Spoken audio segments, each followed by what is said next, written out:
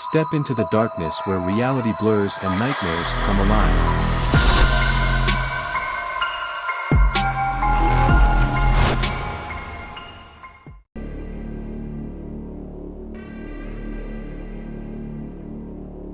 The arrival of the traveling carnival brought an air of excitement to our small town. As children, we eagerly awaited its arrival each year, the promise of cotton candy, thrilling rides, and colorful performances filling us with anticipation. But this year, something felt different. There was a palpable sense of unease lingering in the air, as if a dark shadow had descended upon our once cheerful town. I had always been drawn to the mysteries of the carnival, the enigmatic performers, the elaborate costumes, the hypnotic music that seemed to beckon me closer. So, when the carnival rolled into town one fateful evening, I knew that I had to be there, to immerse myself in its otherworldly allure. As I made my way through the bustling crowds, the sights and sounds of the carnival washed over me like a tidal wave, engulfing me in a whirlwind of excitement and wonder. But amidst the chaos, there was one figure that stood out from the rest, a clown, his painted face twisted into a grotesque grin, his eyes gleaming with an unsettling intensity. There was something about the clown that sent shivers down my spine, a sense of malevolence lurking beneath his cheerful facade, like a predator stalking its prey. And yet, I found myself drawn to him, unable to tear my gaze away from his hypnotic stare. As the night wore on, I found myself drawn deeper into the heart of the carnival, my senses overwhelmed by the sights and sounds that surrounded me. But no matter where I went, the clown was always there, lurking in the shadows, his presence a constant reminder of the darkness that lurked beneath the surface. And then, one fateful night, the carnival's cheerful facade was shattered, and the true horror of its secrets was revealed. It started with a series of gruesome incidents, accidents on the rides, mysterious disappearances among the carnival workers, whispers of dark rituals performed under the cover of night. At first, we tried to ignore the rumors, to convince ourselves that it was just a string of bad luck. But as the incidents grew more frequent and more violent, we knew that something sinister was at play, something that threatened to consume us all.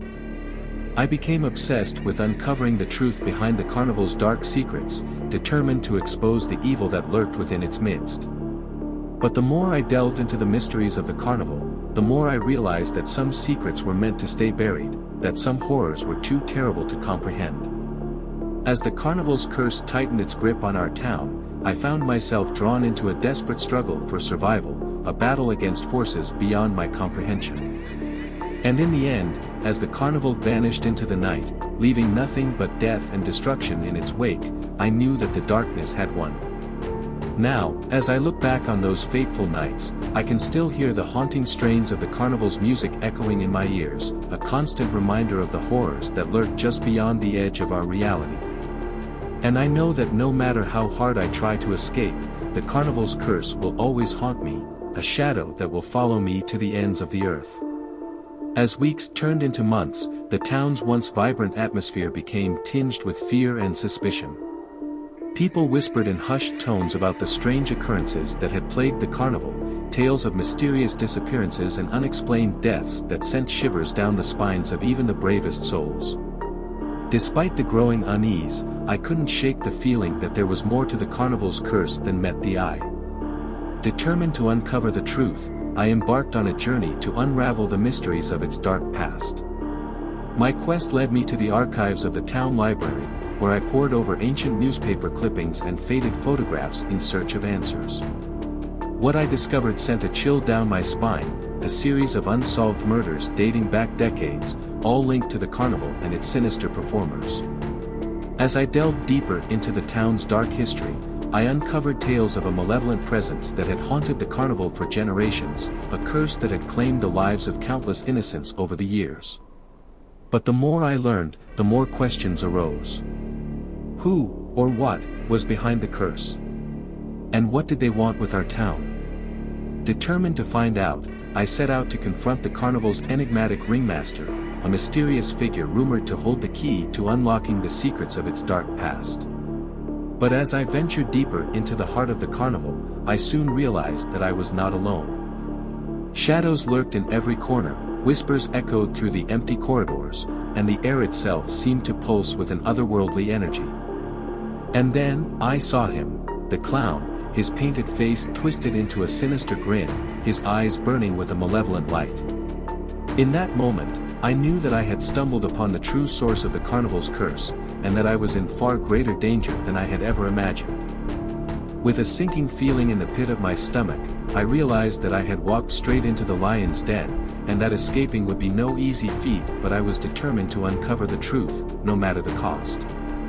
As I confronted the ringmaster in a tense showdown that would determine the fate of our town, I realized that the true horror of the carnival's curse was far worse than anything I could have imagined.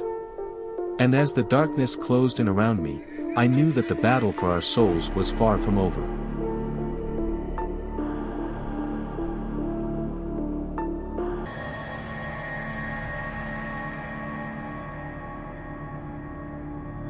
Living alone in a remote cabin nestled deep within the dense forest had always been my dream. The solitude, the serenity, it was the perfect escape from the chaos of the outside world. But little did I know that my idyllic retreat would soon become a nightmare beyond comprehension. It all began with the lights, strange, otherworldly lights that danced across the night sky with an eerie grace. At first, I dismissed them as nothing more than shooting stars or distant satellites, but as the sightings grew more frequent, I couldn't shake the feeling that there was something more sinister at play. The first time I experienced missing time, I chalked it up to exhaustion or stress. But when it happened again, and again, I knew that there was something deeply wrong. Hours would vanish without a trace, leaving me disoriented and confused, with no memory of what had transpired during my absence. I found myself questioning my own sanity, wondering if I was suffering from some kind of mental illness or if there was something more sinister at play. When I finally mustered the courage to confide in a friend, they looked at me with concern, their eyes filled with skepticism and doubt. They dismissed my experiences as nothing more than figments of my imagination, convinced that I was simply letting my fears get the better of me. But deep down, I knew that something was terribly wrong, and I couldn't shake the feeling that I was being watched, monitored by unseen eyes that lurked just beyond the edge of my perception. Desperate for answers, I began to document my experiences, keeping detailed journals of the lights in the sky and the moments of lost time. I scoured the internet for information, delving into conspiracy theories and UFO sightings in search of a plausible explanation. But the more I searched, the more confused and frightened I became. There were countless reports of similar encounters, of people who had witnessed strange lights in the sky, of individuals who had experienced missing time, but there were no concrete answers, no scientific explanations that could account for the phenomena. But the truth, as I would soon discover, was far more terrifying than anything I could have imagined. It was during one of my late-night vigils, when I was scouring the forest for any sign of the mysterious lights, that I first encountered the entity that had been stalking me for years. It was like nothing I had ever seen before, a being of pure light and energy, with no discernible form or features. It hovered before me, its presence radiating an otherworldly power that sent shivers down my spine. I tried to run, to escape its gaze, but it was no use, I was paralyzed, trapped in its thrall. Every fiber of my being screamed at me to flee, to get as far away from this thing as possible, but I was powerless to move, frozen in place by a fear unlike anything I had ever experienced. As the entity drew closer, I felt a surge of terror unlike anything I had ever experienced. It spoke to me, not with words, but with thoughts and emotions that echoed through my mind like a cacophony of screams.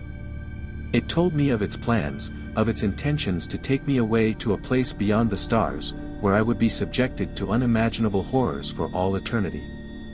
I could feel its presence pressing in on me, suffocating me with its malevolent energy, and I knew that I was facing something far beyond my comprehension. I screamed for help, but there was no one to hear me, no one to come to my rescue. I was alone, at the mercy of an extraterrestrial entity that was far beyond my comprehension. And as it reached out to claim me, I knew that my fate was sealed. But just as all hope seemed lost, a strange sense of calm washed over me. I realized that I was not powerless, that I had the strength to fight back against the darkness that threatened to consume me. With every ounce of willpower I could muster, I pushed back against the entity, resisting its pull with all my might.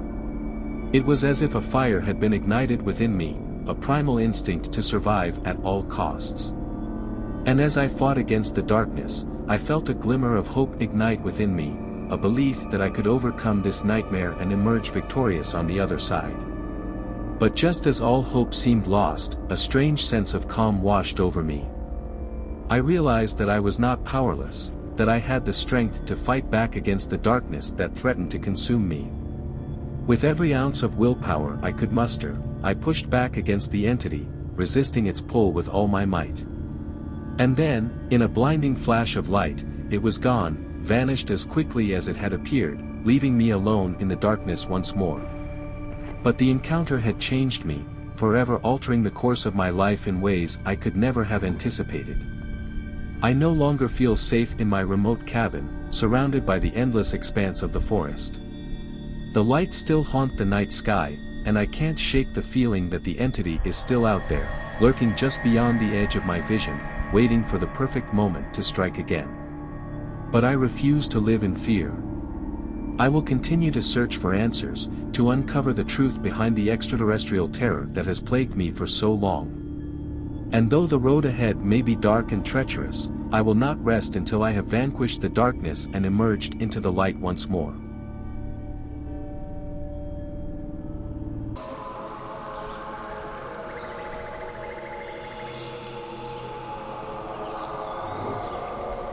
The air was crisp and cool as we trekked through the dense forest, our backpacks heavy with supplies for our weekend camping trip. It was supposed to be a fun getaway, a chance to escape the hustle and bustle of city life and reconnect with nature. Little did we know, it would become a nightmare we would never forget. As the sun began to dip below the horizon, casting long shadows across the forest floor, we stumbled upon it, an abandoned cabin hidden deep within the trees. It loomed before us like a relic of a bygone era, its windows boarded up and its wooden exterior weathered by years of neglect. Despite the warnings ringing in the back of our minds, curiosity got the better of us, and we made our way towards the cabin. The door creaked ominously as we pushed it open, revealing a dimly lit interior shrouded in darkness. The air inside was musty and stale, and the silence was deafening as we cautiously stepped over the threshold. It felt like we had stepped back in time, the cabin frozen in a moment of forgotten history. As we explored the interior, we stumbled upon artifacts of a life-long abandon, a dusty old rocking chair in the corner, a faded photograph hanging on the wall, and a musty old journal lying on a nearby table. Intrigued, we flipped through the pages of the journal, our eyes widening with each passing entry. It spoke of a family who had once lived in the cabin, a husband, a wife, and their young daughter. But as we read on, we realized that their story was far from ordinary. The entries grew more frantic and desperate as they went on, detailing strange occurrences that plagued the family night after night. Shadows lurking in the corners, whispers echoing through the halls, and a pervasive sense of dread that seemed to seep into the very walls of the cabin. As we read, a chill settled over us, and we couldn't shake the feeling that we were being watched. It was as if the spirits of the past were still lingering within the cabin, their presence palpable in the air around us. Just as we were about to leave, a blood-curdling scream pierced the silence, echoing through the forest like a primal cry of terror. We froze, our hearts pounding in our chests as we exchanged nervous glances. Without a word, we bolted for the door, our footsteps echoing off the wooden floors as we raced into the night. But as we reached the safety of our campsite, we realized that we were not alone. Shadows danced at the edge of the forest, their forms twisting and contorting in the darkness. Whispers filled the air, their words unintelligible yet filled with malice.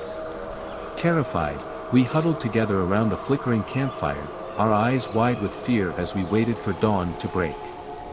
But even as the first light of morning crept over the horizon, we knew that the nightmare was far from over.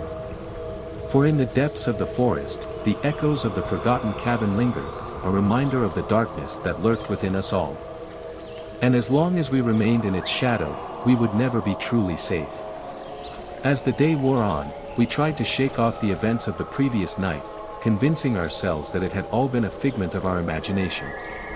But deep down, we knew better. There was something sinister about that cabin, something that defied explanation. Despite our misgivings, we decided to continue with our camping trip, hoping that the daylight would dispel our fears.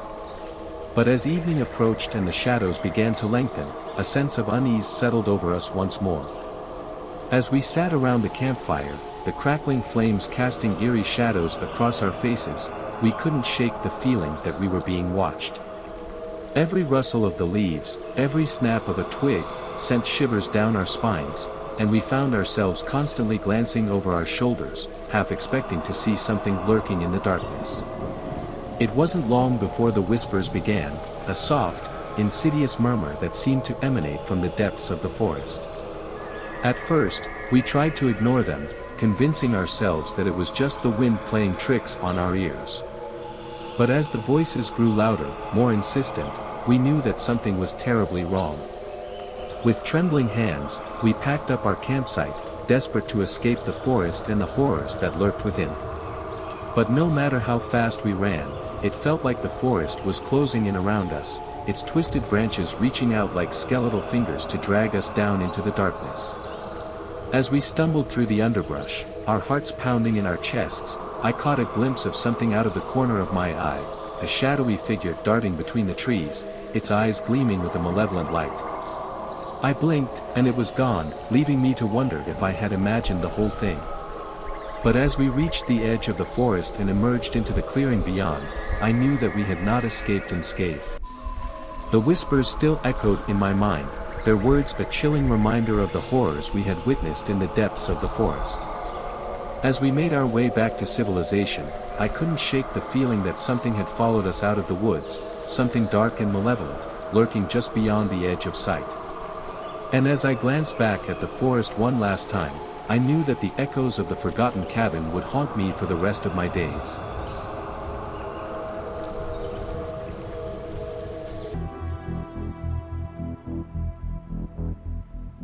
The day we inherited the doll was the beginning of the end. It all started when my grandmother passed away. She was a kind and gentle soul, the heart and soul of our family. Her passing left a void in our lives that we struggled to fill. But amidst the grief, there was a glimmer of hope, a letter from her lawyer informing us that we had inherited something from her estate. We gathered in my parents' living room as the lawyer read out the contents of the will. Among the various bequests was a mention of an old doll that had belonged to my grandmother's grandmother. The lawyer warned us that there were rumors of a sinister presence surrounding the doll, but we paid little heed to his words. After all, what harm could an old doll possibly do? That night, as we packed up my grandmother's belongings, I stumbled upon the doll tucked away in a dusty old trunk in the attic. It was a strange-looking thing, with cracked porcelain skin and faded, glassy eyes that seemed to follow me wherever I went. Despite its eerie appearance, I felt strangely drawn to it, as if it held some kind of power over me. I brought the doll down to the living room and showed it to my parents and siblings. They were all fascinated by it, marveling at its intricate details and the sense of history it seemed to possess. We decided to keep it as a memento of my grandmother, a reminder of the love and warmth she had brought into our lives. But from the moment the doll entered our home, things began to change. Strange occurrences became commonplace, a door slamming shut on its own, footsteps echoing through the empty halls in the dead of night, and the feeling of being watched when no one else was around. At first, we brushed it off as mere coincidence, but as the incidents grew more frequent and more sinister, we began to question whether there was something truly malevolent at work. Then, one evening, my sister Emma claimed to have seen the doll move. She was sitting alone in the living room when she caught sight of it out of the corner of her eye. At first, she thought it was just a trick of the light, but when she looked again, she saw its head turn ever so slightly, as if it were watching her. We laughed it off at first, dismissing it as a figment of her imagination. But deep down, we couldn't shake the feeling that something was terribly wrong. The atmosphere in the house grew increasingly tense, our once close-knit family drifting further and further apart as fear and suspicion took hold. Then, one night, everything changed. I woke up to the sound of screams echoing through the house. Rushing downstairs, I found my parents in the living room, their faces pale with terror. They pointed to the doll sitting on the mantel, its glassy eyes gleaming with an otherworldly light. "It moved," my mother whispered, her voice trembling with fear. I saw it with my own eyes. It moved. I tried to reassure her, to convince her that she was imagining things. But deep down, I knew she was telling the truth. The doll had moved, of that I was certain. And as I looked into its unblinking eyes, I felt a chill run down my spine, a sense of dread unlike anything I had ever known. From that moment on, the doll's presence in our home became a source of constant terror. My parents grew increasingly paranoid, their minds consumed by the fear that the doll was watching them, waiting for the perfect moment to strike. They tried to get rid of it, to throw it away or burn it in the fireplace, but no matter what they did, it always found its way back into our home. And then, the nightmares began. Horrific, vivid dreams that left us waking in a cold sweat, our hearts pounding in our chests. Dreams of the doll stalking us through the darkness, its eyes glowing with a malevolent light as it whispered promises of death and destruction. But it wasn't just the nightmares that haunted us. Strange things began to happen during the day as well, objects moving on their own, strange symbols appearing on the walls, and the feeling of being watched no matter where we went. It was as if the doll's malevolent spirit had seeped into every corner of our home, twisting and distorting reality until we could no longer trust our own senses. And then, one by one, my family began to change. They became distant, withdrawn, their minds consumed by a madness that seemed to have no end. My sister Emma was the first to go, her once bright eyes now dull and lifeless as she wandered the halls of our home, muttering to herself incoherently. Next was my mother. She became obsessed with the doll, spending hours locked away in her room, performing strange rituals and chanting incantations in a desperate bid to appease its malevolent spirit. But no matter what she did, the doll's influence only grew stronger, its dark presence looming over our lives like a shadow. And then, one night, the madness reached its breaking point. I woke up to the sound of screams echoing through the house, the air thick with the smell of blood and death. Rushing downstairs, I found my father standing over my mother's lifeless body, his hands covered in blood and his eyes wild with madness. "It was the doll," he whispered, his voice barely audible above the din. "The doll made me do it." I wanted to believe him, to believe that the doll was responsible for the horrors that had befallen our family. But deep down, I knew the truth. The doll was just a vessel, a conduit for the darkness that lurked within our own hearts. And as I stood in the wreckage of our once happy home, surrounded by the carnage and chaos that had torn my family apart, I knew that there was only one thing left to do. I had to destroy the doll, to rid our lives of its malevolent presence once and for all. But as I reached out to pick it up, a chill ran down my spine, a sense of foreboding unlike anything I had ever known. And as I looked into its glassy eyes, I saw something staring back at me, a flicker of malevolence that sent a shiver down my spine. With a sense of dread weighing heavy on my heart, I raised the doll above my head and brought it crashing down onto the hard wooden floor. And as its porcelain body shattered into a million pieces, I felt a sense of relief wash over me, a sense of freedom from the darkness that had haunted us for so long. But as I turned to leave, a voice whispered in the darkness, a voice that chilled me to the bone and filled me with a sense of dread unlike anything I had ever known. "You can destroy the doll," it whispered, its words echoing through the empty halls of our once happy home. "But you cannot destroy me. I will always be with you, lurking in the shadows, waiting for the perfect moment to strike." And as I stumbled out into the cold night air, I knew that the nightmare was far from over, that the darkness that had consumed my family was still out there, waiting for its next victim. And as I looked back at the ruins of our home, I knew that the horror was just beginning.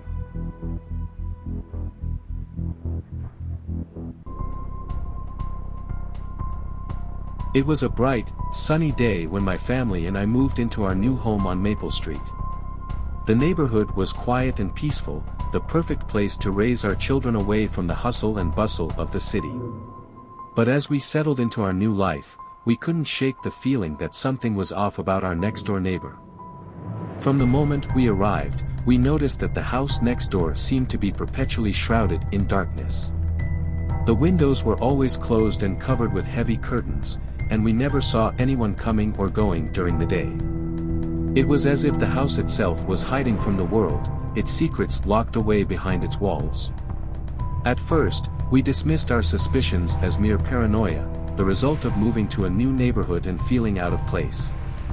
But as the days turned into weeks, strange occurrences began to happen around our home, odd noises in the middle of the night, objects moving on their own, and a sense of unease that seemed to permeate the air. My wife, Sarah, was the first to voice her concerns. "I think there's something wrong with the neighbor," she said one evening as we sat down to dinner. "I never see them leave the house, and I've never even seen them during the day." I tried to reassure her, telling her that it was none of our business what our neighbors did behind closed doors. But deep down, I couldn't shake the feeling of unease that had settled over me like a dark cloud. As the weeks passed, our suspicions only grew stronger.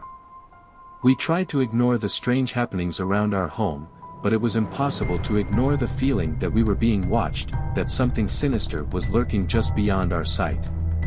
One night, unable to sleep, I decided to investigate. Slipping out of bed, I made my way to the window and peered out into the darkness. The neighbor's house loomed like a shadowy specter in the moonlight, its windows like empty eyes staring back at me. Taking a deep breath, I crept out of the house and made my way across the yard to the neighbor's fence. Climbing over, I landed with a soft thud on the other side and made my way to the back of the house.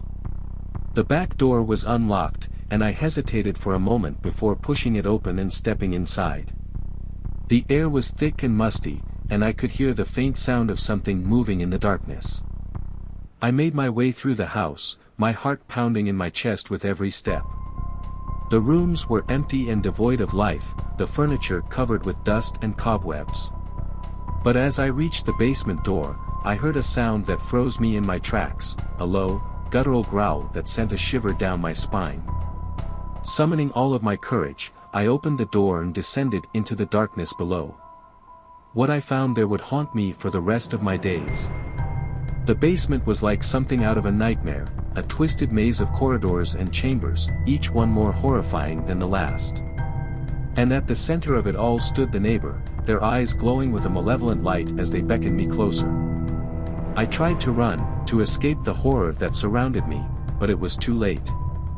The neighbor's true form was revealed, a monstrous creature with twisted limbs and razor-sharp teeth, its hunger for human flesh written across its twisted features. In a panic, I fled back to my own home, my mind reeling with fear and disbelief. But as I reached the safety of my own doorstep, I knew that the horror I had witnessed was all too real. From that day forward, my family and I lived in constant fear, knowing that just beyond our walls lurked a darkness more terrifying than anything we could have imagined. And as we looked out at the neighbor's house, we knew that its secrets would remain hidden, waiting to ensnare the unwary in its deadly embrace. I never believed in ghosts, at least not until that fateful night when my friends and I decided to play the Bloody Mary mirror ritual. It was just supposed to be a harmless dare, something to pass the time and add a thrill to our mundane lives. But little did we know, we were about to unleash something far more sinister than we could ever have imagined. It all started innocently enough. It was a typical Friday night, and my friends and I were looking for something to do to break the monotony of small-town life. We gathered at my house, a group of 5 teenagers filled with the reckless abandon of youth, and someone suggested playing the Bloody Mary game. For those who don't know, the Bloody Mary game is a ritual where you stand in front of a mirror in a dark room and chant, "Bloody Mary," 3 times. Legend has it that if you do this, the vengeful spirit of Bloody Mary will appear in the mirror and wreak havoc on your life. At first, we laughed it off as just a silly superstition, but as the night wore on and the darkness outside grew deeper, the idea of summoning a ghost became more and more appealing. So, with a mixture of excitement and trepidation, we made our way to the bathroom and turned off the lights. Standing in front of the mirror, our faces pale in the dim light from the hallway, we took a deep breath and began the chant. Bloody Mary, Bloody Mary, Bloody Mary. Nothing happened at first. We waited in silence, the tension mounting with each passing second. And then, just as we were about to give up and write the whole thing off as a joke, it happened. The mirror began to shimmer and warp, the reflection of our faces twisting and contorting into grotesque caricatures of themselves. A chill ran down my spine as I watched in horror, unable to tear my eyes away from the sight before me. And then, just as suddenly as it had appeared, the distortion vanished, leaving us staring at our normal reflections once more. We laughed nervously, trying to shake off the feeling of unease that had settled over us like a shroud, but deep down, we knew that something had changed. In the days that followed, strange things started happening. Objects would move on their own, strange noises would echo through the house in the dead of night, and we would catch glimpses of shadowy figures out of the corner of our eyes. At first, we tried to rationalize it away, to convince ourselves that it was just our imaginations running wild. But as the incidents grew more frequent and more terrifying, we knew that we had awoken something dark and malevolent with our foolish game. The nightmares were the worst part. Every night, I would be plagued by visions of a twisted figure lurking in the shadows, its eyes burning with a hellish light as it reached out to drag me into the darkness. I would wake in a cold sweat, my heart pounding in my chest, only to find that the figure was nowhere to be seen. I tried to tell myself that it was just a dream, that there was no such thing as ghosts, but deep down, I knew the truth. Bloody Mary had been unleashed, and now, she was coming for us. As the weeks turned into months, the haunting grew more intense.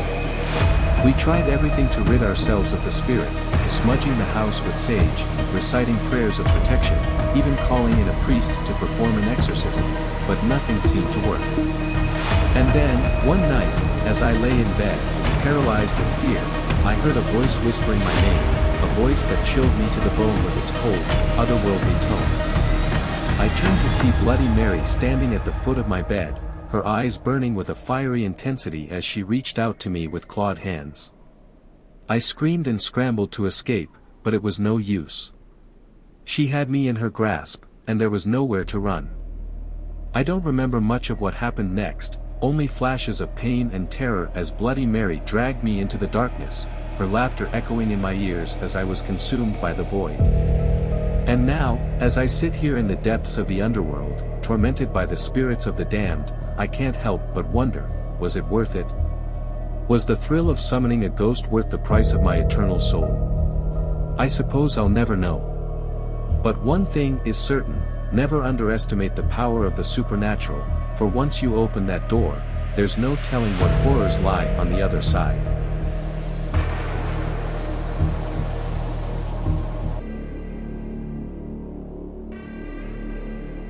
I had always been fascinated by the macabre, drawn to the darkness that lurked within the shadows.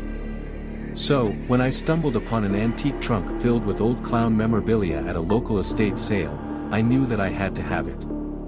Little did I know that my fascination would lead me down a path of terror and despair.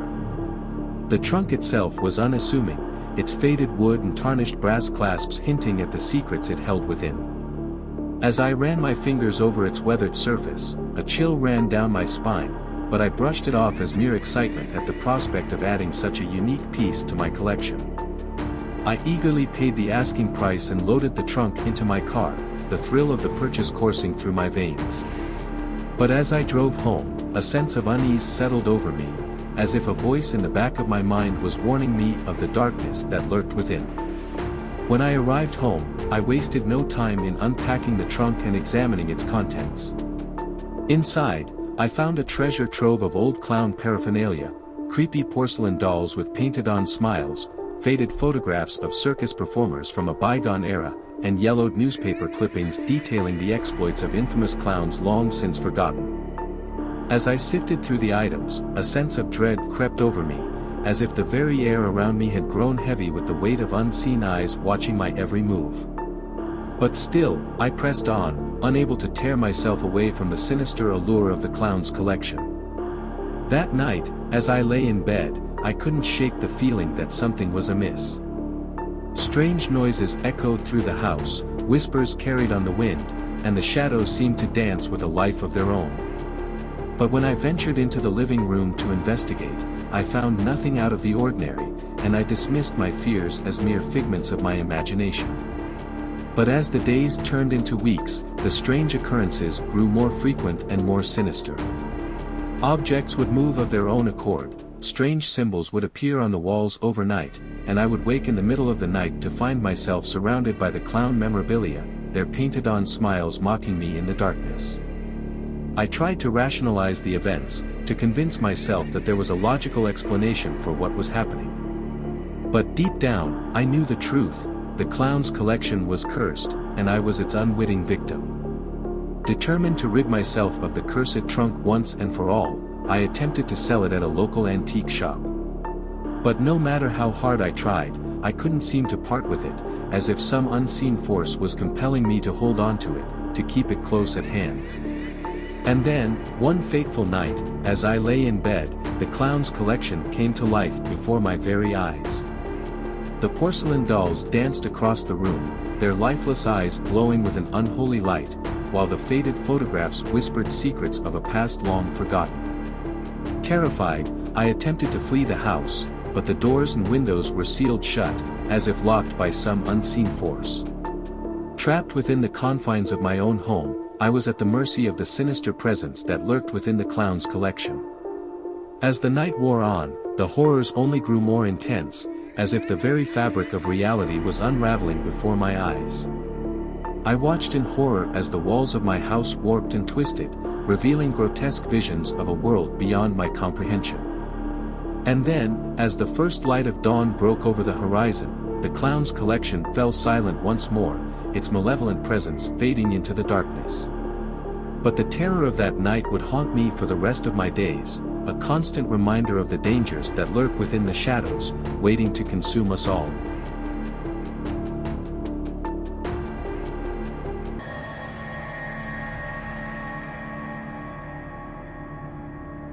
The sun beat relentlessly upon the barren desert landscape, its fiery rays scorching the parched earth below. For weeks, our team of scientists had been stationed in this desolate corner of the world, conducting the same monotonous routine of experiments and data collection. The once exciting prospect of discovering extraterrestrial life had long since become mundane, and I found myself yearning for something to break the monotony of our daily grind. For weeks, the desert had been nothing but an endless sea of sand and silence, broken only by the occasional beep of our instruments signaling another fruitless scan. We had grown accustomed to the monotony, resigned to the fact that our expedition might never yield the groundbreaking discoveries we had hoped for. Each blip on the radar seemed to mock our efforts, leading to nothing but disappointment and frustration. But today was different. As the faint blip appeared on the radar once again, there was a spark of hope among our team. Perhaps this time would be different, perhaps this time we would finally uncover something of significance. With renewed determination, we set out to trace the signal, our anticipation growing with each passing mile. The desert landscape blurred past us as we raced toward the source of the signal, the excitement in the air palpable as we neared our destination. And then, just as the sun began its descent below the horizon, we stumbled upon it, a massive, metallic object half buried in the sand, its sleek surface gleaming in the fading light. For years, I had been part of countless expeditions, each one filled with anticipation and hope, only to end in disappointment and frustration. Despite my training and experience, I had never actually found anything of significance, just endless stretches of desert and false alarms on the radar. But as we approached the source of the signal, a mix of fear and excitement coursed through my veins like never before. This time felt different, like we were on the verge of something monumental. The desert seemed to come alive with possibility, and I couldn't shake the feeling that we were about to uncover secrets that had remained hidden for millennia. As we finally reached the massive, metallic object buried in the sand, my heart raced with a combination of fear and excitement. What would we find inside? What secrets did this mysterious object hold? I was scared of what we might discover, but I couldn't deny the thrill of finally being on the brink of a breakthrough after so many years of fruitless searching. Little did I know, our discovery would not only change our lives forever but also plunge us into a nightmare beyond anything we could have imagined. The spacecraft stood before us like a monolith, its sleek metallic surface glinting in the dying light of the desert sun. Its design was unlike anything I had ever seen before, smooth curves and sharp angles melded together in perfect harmony, giving it an otherworldly appearance that sent shivers down my spine. Every inch of the spacecraft seemed to hum with a strange energy, as if it were alive and pulsating with power. The air around us crackled with electricity, and I could feel a faint vibration beneath my feet, as if the very ground itself recognized the significance of our discovery. I couldn't help but marvel at the intricate details of the spacecraft's construction. Strange symbols and glyphs adorned its surface, their meaning lost to time and space. Runes glowed softly in the fading light, casting eerie shadows that danced across the sand. As we breached the outer hull of the ship, I struggled with the mechanisms, my fingers fumbling over the unfamiliar alien technology. Each twist and turn of the latch sent a shiver down my spine, as if I were unlocking a door to the unknown. Despite my years of training and experience, I couldn't shake the feeling of unease that gnawed at the edges of my mind. But my curiosity was a relentless force, driving me forward even as my instincts screamed at me to turn back. With a final push, the hatch gave way, revealing the darkness within the spacecraft's interior. For a moment, I hesitated, my heart pounding in my chest as I stared into the abyss. Then, with a deep breath, I stepped inside, my footsteps echoing against the metal floor. The air was stale and musty, thick with the scent of ancient dust and decay. As my eyes adjusted to the dim light, I could make out the faint outlines of strange machinery and alien artifacts scattered throughout the chamber. As we breached the outer hull of the ship, we unwittingly unleashed a horror beyond imagining, a creature unlike anything we had ever seen before. It was tall and slender, with skin the color of midnight and eyes that burned with an otherworldly light. It moved with a grace and speed that defied comprehension, its movements fluid and predatory as it stalked through the darkness. Panic gripped our team as we realized the gravity of our mistake. We had awakened something ancient and malevolent, a being from the depths of space, with a hunger for human flesh. With each passing moment, the creature grew bolder, its attacks becoming more frequent and more brutal. One by one, my colleagues fell to its relentless onslaught, their screams echoing through the desert night as they were torn apart by the alien's razor-sharp claws. As I stood frozen in terror, the creature's glowing eyes turned towards me, its gaze filled with hunger and malice. I knew that I was next, that there was no hope of outrunning or outfighting this monstrous being. But just as the creature lunged forward, its claws poised to strike, a blinding light enveloped the desert landscape. It was as if the heavens themselves had opened up, casting down a beacon of salvation in my darkest hour. In that moment of divine intervention, the creature let out an unearthly shriek, recoiling from the light as if it were a physical barrier. With a deafening roar, it vanished into thin air, leaving behind only a lingering sense of dread and despair. I collapsed to the ground, trembling with exhaustion and relief, knowing that I had narrowly escaped the clutches of death. But as I looked out at the desolate desert landscape, I couldn't shake the feeling that the creature was still out there, lurking in the shadows, waiting for its next opportunity to strike. And as the sun dipped below the horizon, casting long shadows across the sands, I knew that the nightmare was far from over. The desert held secrets beyond imagining, and I had unwittingly unleashed one of its darkest horrors upon the world. But even as fear threatened to consume me, I knew that I couldn't give up hope. I had survived the alien experiment, emerging from the darkness stronger and more resilient than ever before. And as I gathered my strength to face the unknown horrors that lay ahead, I vowed to never forget the friends and colleagues who had sacrificed everything in the name of discovery.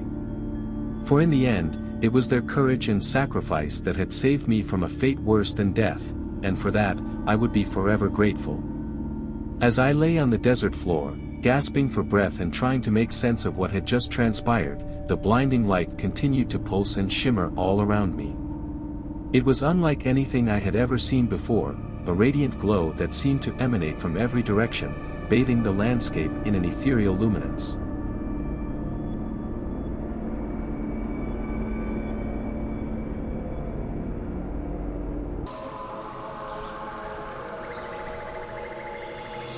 It was supposed to be a romantic getaway, a chance for my partner, Alex, and I to escape the stresses of city life and reconnect with nature. Little did we know, it would turn into a nightmare beyond our wildest imagination. As we set off on our hike through the dense forest, the sunlight filtering through the canopy above, we were filled with a sense of adventure and excitement. The chirping of birds and the rustling of leaves provided a soothing backdrop to our conversation as we made our way along the winding trail. But as the day wore on and the shadows lengthened, we realized that we had lost our way. Panic began to set in as we stumbled through the underbrush, the trees looming ominously overhead like silent sentinels. Just when we were beginning to lose hope, we stumbled upon it, a clearing hidden deep within the heart of the forest. At first, it seemed like any other clearing, but as we stepped closer, we realized that something was terribly wrong. Strange symbols were carved into the bark of the trees, their intricate patterns sending shivers down our spines. They seemed to pulsate with an otherworldly energy, their meaning lost to us but their intent unmistakable. Fear gnawed at the edges of my mind as I turned to Alex, his face pale with shock and disbelief. We knew that we should turn back, that we should run as far away from this place as possible. But something compelled us to stay, to uncover the secrets that lay hidden within the forest. As we ventured deeper into the clearing, the air grew thick with a sense of foreboding. Shadows danced at the edges of our vision, and strange whispers echoed through the trees, their words twisted and distorted into a chorus of madness. And then, we found it, the hidden lair of a cult, their twisted rituals laid bare before us in all their horrifying glory. The ground was littered with candles and incense, their sickly sweet scent filling the air with a suffocating haze. As we explored the dark recesses of the lair, we stumbled upon something that made our blood run cold, a sacrificial altar, its surface stained with dried blood and viscera. It was clear that whatever rituals had taken place here were not for the faint of heart. Terror gripped me as I realized the true nature of the symbols carved into the trees. They were not mere decorations, but powerful sigils imbued with dark magic. And by stumbling upon them, we had unwittingly invited something malevolent into our midst. With a sense of urgency, we turned to leave, our hearts pounding in our chests as we raced through the forest, the echoes of the cult's twisted chants ringing in our ears. But no matter how fast we ran, it felt like something was following us, its presence looming ever closer with each passing moment. Just when we thought we couldn't run any longer, we stumbled upon the edge of the forest, the clearing stretching out before us like a beacon of safety. With one final burst of energy, we broke free from the trees, collapsing onto the forest floor in exhaustion and relief. As we caught our breath, we realized that we had narrowly escaped with our lives. But the memory of the cult's hidden lair would haunt us forever, a chilling reminder of the darkness that lurked within the heart of the forest. And as we made our way back to civilization, I couldn't shake the feeling that something had changed within us, that we had been marked by our encounter with the cult's hidden lair. Only time would tell what horrors awaited us in the days to come, but one thing was certain, we would never forget the haunting symbols of the forest. In the supernatural, at least not until that fateful night when everything changed. It all started innocently enough, just a group of friends, bored and looking for something to do on a chilly autumn evening. We gathered in the basement of my friend Jake's house, surrounded by flickering candlelight and the faint scent of incense. Someone had dug up an old book of spells from their attic, and we were curious to see if we could make any of them work. We laughed and joked as we flipped through the dusty pages, reading aloud the strange incantations and nonsensical rhymes. None of us really believed they would actually do anything, but there was a thrill in the air, an excitement that crackled with the promise of the unknown. And then we found it, the ritual of the demon's mark. It was a simple enough spell, or so it seemed. All we had to do was draw a series of symbols on our skin with a mixture of charcoal and water, and recite the incantation 3 times under the light of the full moon. It sounded harmless enough, just a silly bit of fun to pass the time. But as I dipped my finger into the charcoal and began to trace the symbols onto my skin, a sense of unease settled over me, a feeling that something was watching, waiting, lurking in the shadows just out of sight. I tried to shake off the feeling as I recited the incantation with the others, the words feeling strange and foreign on my tongue. But as the final words left my lips, a chill ran down my spine, and I knew that something had gone terribly wrong. At first, I didn't notice anything out of the ordinary. But as the days passed, strange things began to happen. I would catch glimpses of shadowy figures out of the corner of my eye, only to turn and find nothing there. Objects would move on their own, as if guided by some unseen force. And worst of all, I began to have nightmares, vivid, terrifying dreams of being pursued by something dark and malevolent, something that hungered for my soul.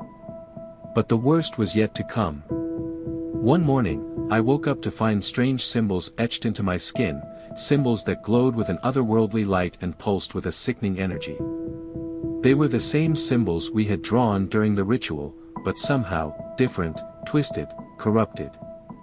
I tried to wash them away, scrubbing at my skin until it was raw and bleeding, but the symbols remained, mocking me with their silent presence. And as I stared at them in horror, I knew that I had unwittingly summoned something far more powerful than I could have ever imagined. The days blurred together as I struggled to unravel the mystery behind the symbols, to find a way to rid myself of the demon's mark that had branded me as its prey. I scoured books and websites, seeking out any information that could help me break the curse that had been unleashed upon me. But the more I searched, the more I realized that I was running out of time. The demon was growing stronger with each passing day, its dark influence spreading like a cancer through my mind and soul. I could feel it lurking in the shadows, waiting for the perfect moment to strike. And then, one night, it happened. I awoke to find myself paralyzed, unable to move or scream as the darkness closed in around me. I could feel the demon's presence looming over me, its foul breath hot against my skin as it whispered promises of pain and suffering in my ear. I struggled against its hold, fighting to break free from its suffocating grip. But no matter how hard I fought, I couldn't escape its grasp. And as I felt its claws dig into my flesh, I knew that I was doomed, that I would never be free from the demon's mark that had branded me as its own. But just as all hope seemed lost, a glimmer of light appeared on the horizon, a flicker of hope in the darkness. With a surge of adrenaline-fueled determination, I summoned every last ounce of strength I had left and reached for the small vial of holy water that lay on my bedside table. With trembling hands, I splashed the water onto the symbols etched into my skin, screaming in agony as the holy water burned away the demon's mark. And as the symbols faded into nothingness, I felt a sense of relief wash over me, a sense of victory in the face of unspeakable evil. But even as the demon retreated into the shadows, I knew that its influence would linger, a constant reminder of the horrors I had faced and the darkness that still lurked within me. And as I drifted off into an uneasy sleep, I prayed that I would never again be tempted to dabble in forces beyond my control, that I would never again summon the demon's mark that had nearly cost me everything.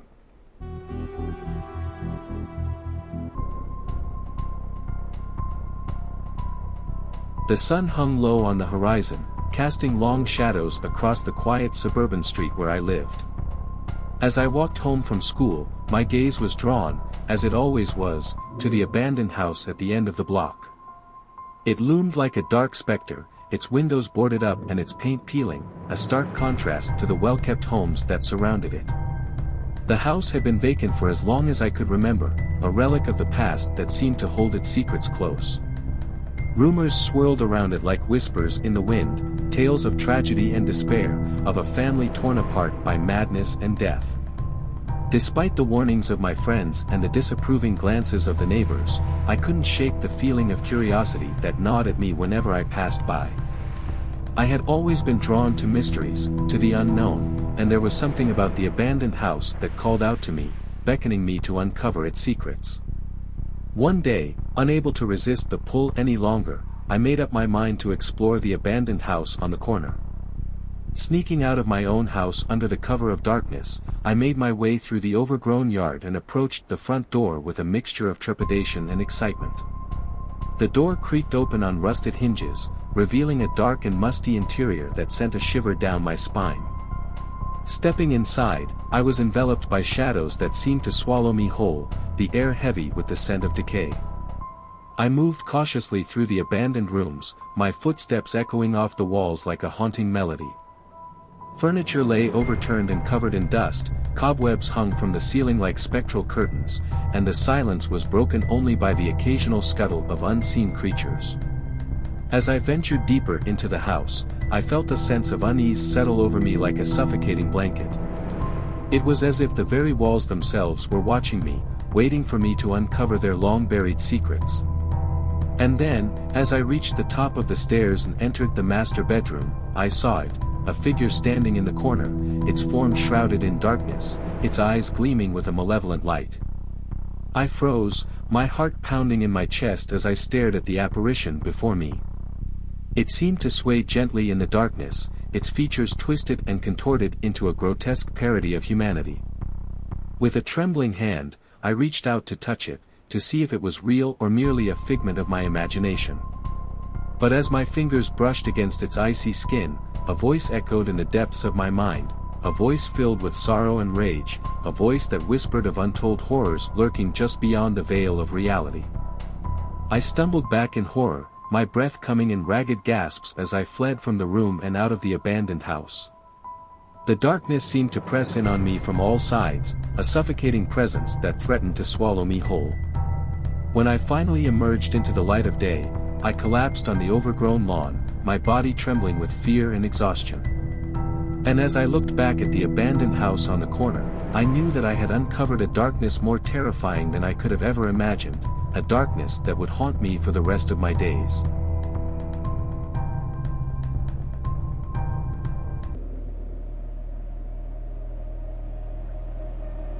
It started innocently enough.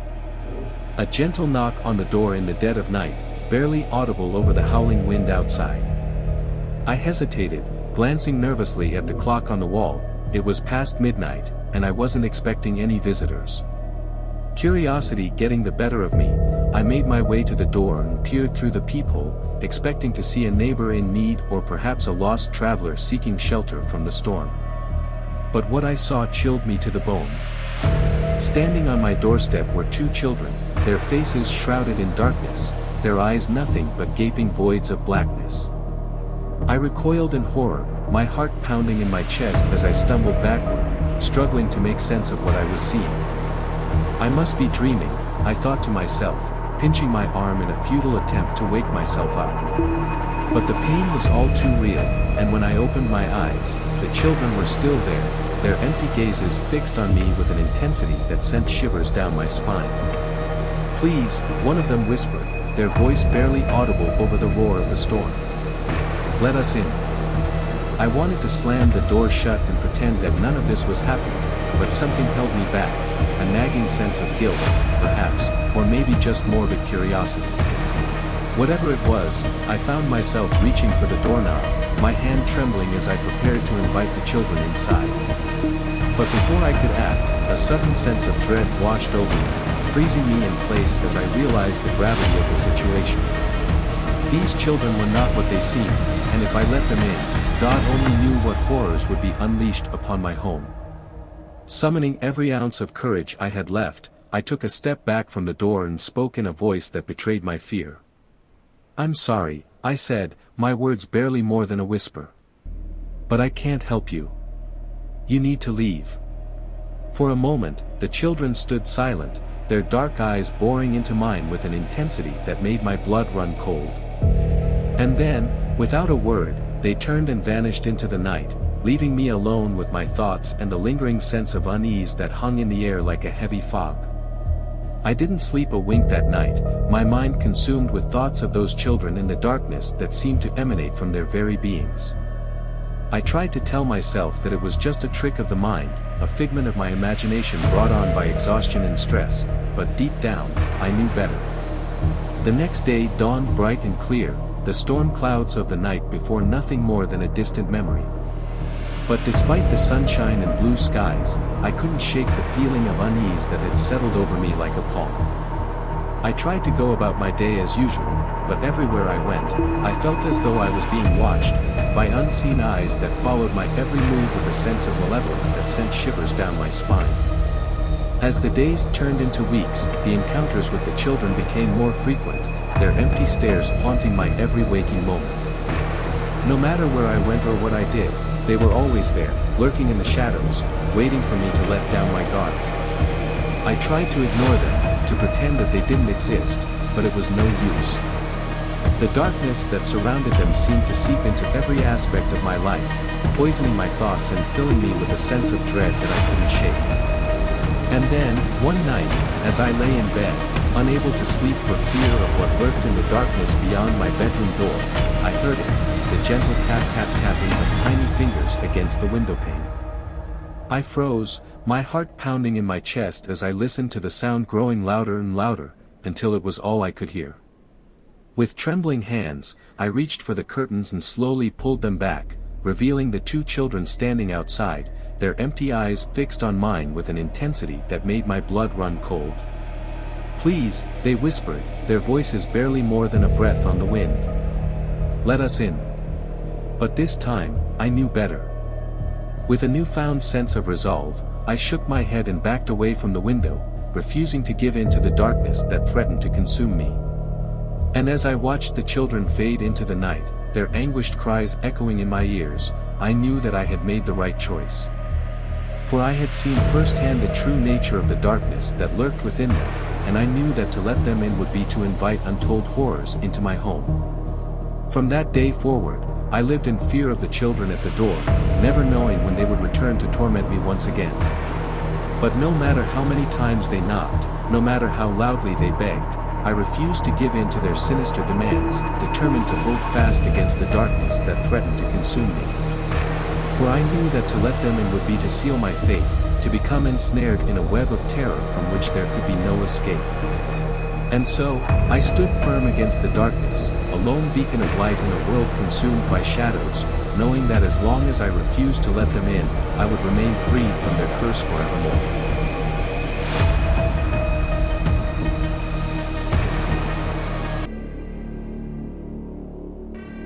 The abandoned circus tent stood like a decaying relic from a forgotten era, its faded red and white stripes barely visible through the thick overgrowth that surrounded it.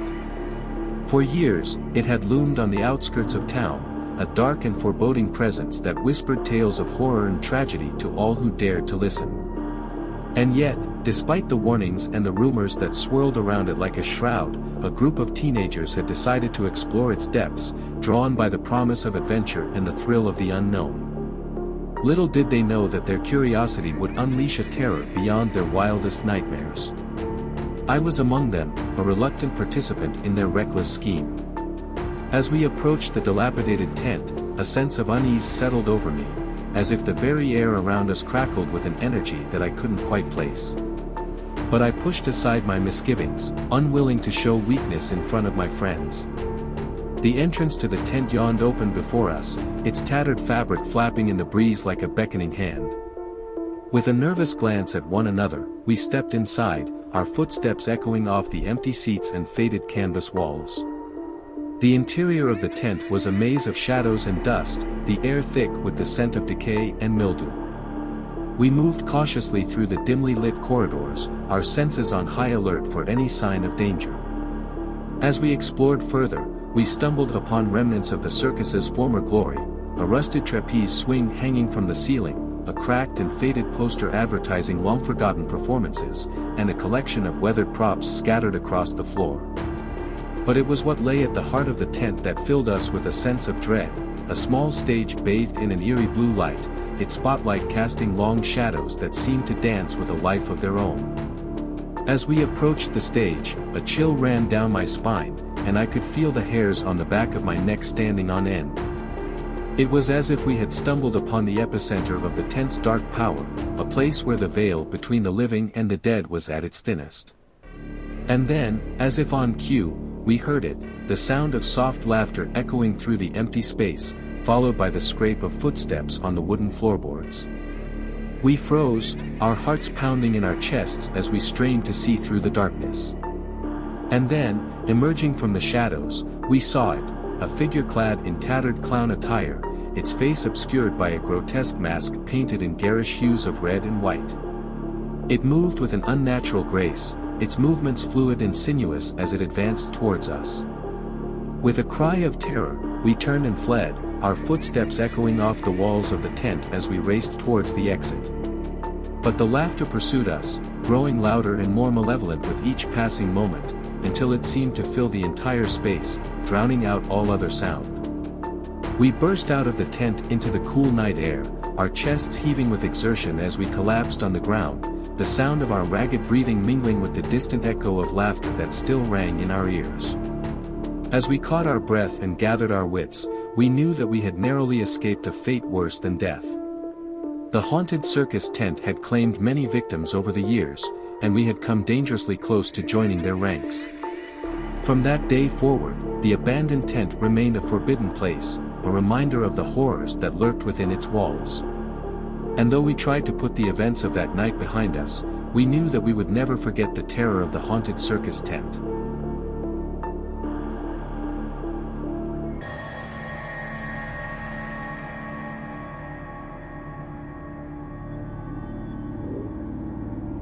I had always been a nature enthusiast, finding solace and peace among the towering trees and babbling brooks of the forest. From a young age, I would often spend hours exploring the woods near my home, my curiosity driving me deeper into the heart of the wilderness with each passing day. As I grew older, my love for nature only deepened, and I found myself drawn to the mysteries of the forest like never before. I spent countless hours researching ancient legends and folklore, fascinated by the tales of lost civilizations and hidden treasures that lay buried beneath the forest floor. So, when I finally decided to embark on a solo hiking trip deep into the heart of the wilderness, I did so with a sense of excitement and anticipation. I longed to immerse myself in the beauty of nature, to lose myself in the serenity of the forest and forget about the stresses of everyday life. Little did I know that my journey would lead me down a path far darker and more treacherous than I could have ever imagined. The air was thick with the scent of pine and damp earth as I walked through the dense underbrush, my footsteps muffled by the soft carpet of fallen leaves. Rays of golden sunlight filtered through the canopy above, casting dappled shadows on the forest floor as I followed the winding trail deeper into the woods. Hours passed in blissful solitude, the only sound the occasional rustle of leaves or the distant cry of a bird. But as the sun began to sink below the horizon, casting long shadows across the forest, I stumbled upon something that would change my life forever.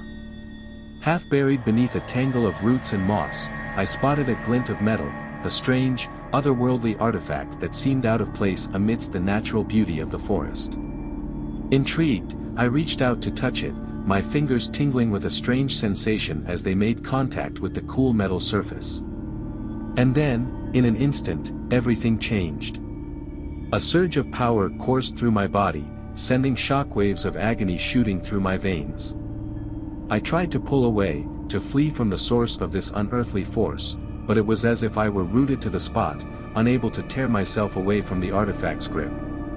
As the pain subsided, I found myself standing before the artifact, my mind swimming with a maelstrom of emotions, fear, confusion, and a strange sense of exhilaration. It was as if something had awakened within me, a primal force that hungered for more.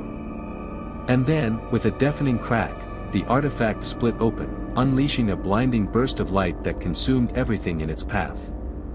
When the glare faded, I found myself staring into the empty void of the forest, my mind reeling from the intensity of the experience. But it was what happened next that filled me with dread. As I stumbled back from the artifact, my vision swimming with spots of light, I felt a presence, a malevolent force that seemed to seep into my very soul. It whispered dark promises of power and dominion, urging me to embrace its twisted embrace. And in that moment of weakness, I succumbed. From that day forward, I was no longer the person I once was. The artifact had awakened something ancient and primal within me, a hunger for power that could not be sated. It was as if a switch had been flipped deep within my psyche, unleashing a darkness that lurked within the depths of my soul. I became consumed by a darkness that seemed to seep into every fiber of my being, twisting and contorting my thoughts until they were no longer my own. It was a suffocating feeling, like drowning in a sea of shadows with no hope of resurfacing. One by one, I watched as those around me fell under the artifact's sway. Their once bright eyes dulled with a sinister gleam, their voices no longer their own as they spouted cryptic messages and whispered promises of power. They became puppets, slaves to the artifact's will, their once kind faces twisted into grotesque masks of terror and despair.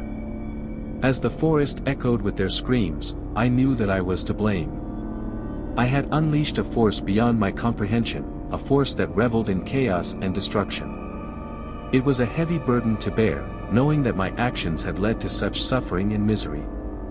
But even as I stood on the brink of madness, a small part of me clung to hope that one day, I would find a way to rid myself of the artifact's curse, to free myself from its suffocating grasp. It was a dim flicker of light in the darkness, but it was enough to keep me going, to give me the strength to continue on despite the overwhelming odds stacked against me. Until then, I would wander the forest alone, a haunted soul consumed by the darkness that lurked within. And as the wind whispered through the trees and the shadows danced across the forest floor, I knew that my journey was far from over. The city behind and moved to a remote cabin in the woods was supposed to be the fresh start my family needed. My wife, Emily, and our 2 children, Jake and Lily, were excited at the prospect of escaping the hustle and bustle of urban life and immersing ourselves in the tranquility of nature. Little did we know, the forest surrounding our new home held ancient, malevolent spirits that were intent on driving us out. As we approached the cabin, nestled deep within the woods, a sense of serenity washed over me. The towering trees whispered secrets in the wind, and the sunlight filtered through the canopy, casting dappled shadows on the forest floor. It was as if the very essence of the woods welcomed us with open arms. But as the days turned into weeks, strange occurrences began to unsettle our idyllic existence. Objects would go missing, only to reappear in the most unlikely of places. Whispers echoed through the woods at night, their words unintelligible but their intent unmistakable. And the air seemed to hum with an otherworldly energy, as if the forest itself was alive with unseen forces. At first, we brushed off these incidents as the quirks of country living, but as they grew more frequent and more sinister, we realized that something was terribly wrong. Emily and I exchanged worried glances, our concern mirrored in the eyes of our children, who seemed to sense the growing tension in the air. One night, as we sat around the crackling fire in the cabin's cozy living room, the whispers grew louder, more insistent. Shadows danced on the walls, twisting and contorting into grotesque shapes, and a chill settled over the room like a shroud. That's when we heard it, the sound of footsteps outside, slow and deliberate, as if whatever was out there was toying with us. Emily clutched my arm, her knuckles white with fear, as we listened to the steady rhythm of the footsteps drawing closer and closer to the cabin. With a sinking feeling in the pit of my stomach, I rose from my chair and crossed to the window, peering out into the darkness beyond. What I saw chilled me to the bone, a figure standing just beyond the glow of the firelight, its eyes gleaming with a malevolent light. I tried to convince myself that it was just a trick of the light, a figment of my imagination brought on by the oppressive atmosphere of the woods. But deep down, I knew the truth. There was something out there, something ancient and malevolent, that wanted us gone. With trembling hands, I reached for the phone, intending to call for help, but the line was dead. Panic surged through me as I realized that we were completely cut off from the outside world, at the mercy of whatever lurked in the darkness outside.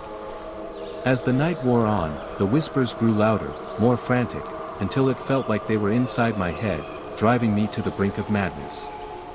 Shadows danced on the walls, twisting and contorting into grotesque shapes, and I could hear the sound of scratching at the windows, as if something was trying to claw its way inside.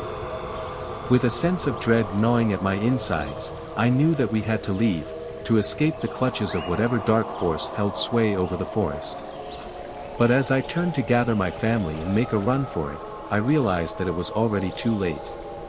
The cabin shook with a deafening roar as the very ground beneath us seemed to tremble with rage. Emily screamed, her voice lost in the cacophony of sound, as the walls of the cabin began to splinter and crack, as if they were being torn apart by some unseen force. With one final, desperate effort, I reached for Emily and the children, pulling them close as the world around us collapsed into chaos. And as the darkness swallowed us whole, I knew that we were doomed, that the whispers of the woods had finally claimed us for their own. We awoke in a place of darkness, surrounded by towering trees that seemed to stretch endlessly into the sky. The air was thick with an otherworldly energy, and the ground beneath our feet felt cold and unyielding. With a sinking feeling in my stomach, I realized that we were no longer in the cabin, or even in the woods that surrounded it.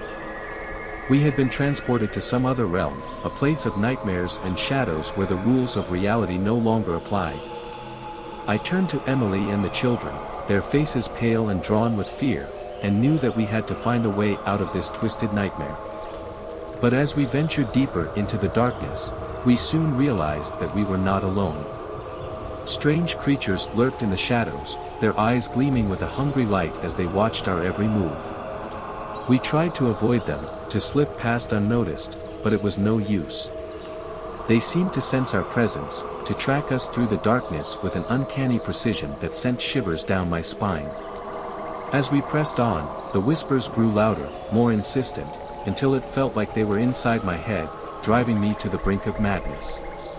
I could hear voices calling out to me from the darkness, their words twisted and distorted into a chorus of despair.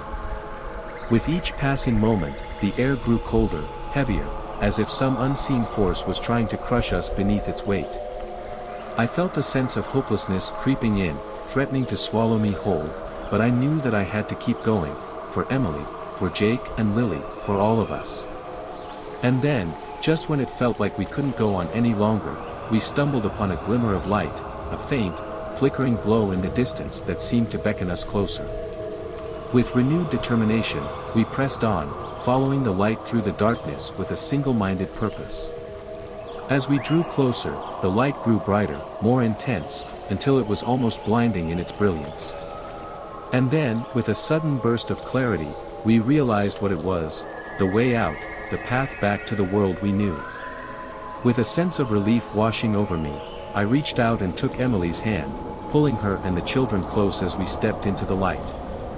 And as the darkness faded away behind us, replaced by the warmth of the sun on our faces and the sound of birdsong in the air, I knew that we had escaped the clutches of the whispers of the woods, for now. But as we made our way back to the cabin, a sense of unease lingered in the back of my mind. I couldn't shake the feeling that the darkness was still out there, lurking just beyond the edge of our vision, waiting for the perfect moment to strike. And as I looked back at the cabin, standing silent and empty amidst the trees, I knew that we would never truly be freed from its malevolent influence. For in the heart of the woods, where the shadows loom large and the whispers never cease, evil lurks in the darkness, biding its time until it can claim us once again. Fascinated by the unknown, the things that lurk in the shadows, just beyond our understanding. That's why I became a paranormal investigator, why I spent my nights exploring abandoned buildings and haunted houses, searching for evidence of the supernatural. But nothing could have prepared me for what happened that fateful night, when my team and I decided to conduct an experiment that would change our lives forever. It started innocently enough. We had heard rumors of strange happenings at an old abandoned mansion on the outskirts of town, whispers in the dark, strange shadows moving in the night. We saw it as the perfect opportunity to test out our latest invention, a homemade Ouija board designed to communicate with spirits. We gathered in the dilapidated living room of the mansion, our breath visible in the chilly night air as we set up our equipment. The atmosphere was electric with anticipation, a sense of excitement mingled with apprehension as we prepared to make contact with the other side. I watched as my teammates, Sarah, Mike, and Josh, placed their fingers on the planchette, their faces serious with concentration. I took a deep breath, trying to calm the fluttering in my chest as we began to ask questions, our voices echoing in the empty room. At first, nothing happened. We waited in tense silence, the only sound the creaking of the old floorboards beneath us. But then, slowly, almost imperceptibly, the planchette began to move, gliding across the board with an otherworldly grace. My heart raced as we watched in awe, the letters spelling out words that seemed to come from nowhere. The spirit claimed to be a young girl who had died in the mansion years ago, her voice whispering through the planchette with an eerie clarity. But as the night wore on, the atmosphere began to change. The air grew heavy with a sense of foreboding, a feeling that something was terribly wrong. The planchette moved faster now, its movements erratic and unpredictable as the spirit's messages grew more sinister. And then, without warning, the planchette flew off the board entirely, spinning wildly through the air before crashing to the ground with a resounding thud. We looked at each other in horror, our hearts pounding in our chests as we realized that we had unwittingly unleashed something malevolent into our midst. That's when things started to get really strange. Sarah was the first to go, a look of terror in her eyes as she claimed to hear voices whispering in her ear, urging her to do unspeakable things. We tried to calm her, to reassure her that it was just her imagination running wild, but deep down, we knew that something was very wrong. And then Mike started acting strange too, his movements jerky and unnatural, his eyes vacant and empty as if he were no longer in control of his own body. He lashed out at us with a violence that was unlike anything I had ever seen, his voice twisted and distorted as he spoke in a language that I didn't recognize. We realized too late that we were in over our heads, that we had stumbled upon something far more dangerous than we could have ever imagined. We tried to leave, to escape from the mansion and the horrors that lurked within, but it was already too late. The entity had taken hold of us, its dark influence spreading like a virus through our minds and bodies. We were no longer ourselves, no longer in control of our own actions as we became puppets to its will. I watched in horror as my friends turned on each other, their faces twisted with madness as they fought and screamed in the darkness. I tried to intervene, to stop the madness unfolding before my eyes, but it was like trying to hold back a tidal wave with my bare hands. And then, just when I thought all hope was lost, I heard a voice, a faint whisper in the back of my mind, urging me to fight, to resist the entity's influence with every ounce of strength I had left. With a surge of adrenaline-fueled determination, I pushed back against the darkness, fighting tooth and nail for my very soul. And as the entity's grip began to loosen, I felt a sense of triumph wash over me, a glimmer of hope in the darkness that threatened to consume me. But the battle was far from over. The entity still lurked in the shadows, its malevolent presence a constant reminder of the horrors we had faced and the darkness that still lingered within us. As I stumbled out of the mansion, battered and bruised but alive, I knew that I would never be the same again. The experience had changed me in ways that I couldn't even begin to comprehend, leaving behind scars that would never fully heal. But as I looked up at the stars twinkling in the night sky, I knew that I had survived, that I had faced the darkness and emerged on the other side, stronger and more resilient than I ever thought possible. And as I walked away from that accursed mansion, leaving behind the horrors that lurked within its walls, I made a solemn vow to never again dabble in forces beyond my control, to never again invite the darkness into my life.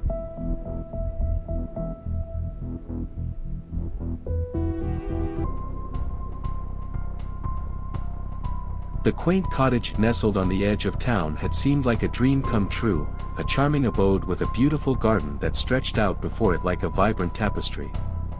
When I first laid eyes on it, I knew that I had found the perfect place to start anew, to leave behind the hustle and bustle of the city and embrace a simpler way of life. But as the days passed and I settled into my new home, I couldn't shake the feeling that something was off about the garden. The flowers seemed to sway and whisper to each other when they thought I wasn't looking, their petals curling inward as if to shield themselves from my gaze. At first, I dismissed it as my imagination running wild in the wake of the move. But as time went on, the strangeness only seemed to intensify. I would wake in the dead of night to the sound of rustling leaves and tapping branches, and when I ventured outside to investigate, I would find nothing amiss.